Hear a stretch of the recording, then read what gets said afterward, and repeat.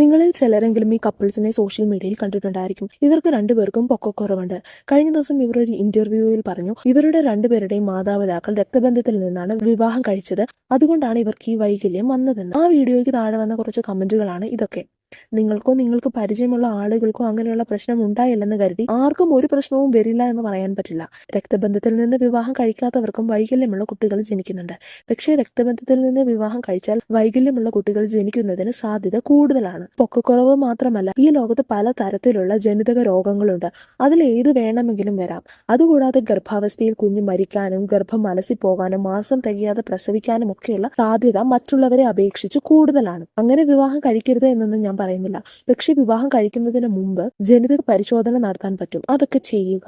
എല്ലാവരും വിവാഹത്തിന് മുമ്പ് തന്നെ ജനറ്റിക് ടെസ്റ്റ് നടത്തണം എന്നാണ് എന്റെ അഭിപ്രായം. ടെസ്റ്റിന് ശേഷം കുട്ടിക്ക് ജനിതക വൈകല്യം വരാനുള്ള സാധ്യതയുണ്ടെന്ന് കണ്ടെത്തിയാൽ നന്നായി ആലോചിക്കുക. ഒരു കുഴപ്പവുമില്ലാത്ത കുട്ടിയെ വളർത്തുക എന്നത് തന്നെ വളരെ ഉത്തരവാദിത്തമുള്ള കാര്യമാണ്. അതിനും ഉത്തരവാദിത്വവും സമയവും ക്ഷമയും ഒക്കെ വേണം വൈകല്യമുള്ള ഒരു കുഞ്ഞിനെ വളർത്താൻ. കുഞ്ഞുങ്ങളെ വളർത്തുക എന്നുള്ളത് കുട്ടിക്കളിയല്ല എന്ന് എല്ലാവരും ഓർക്കുക.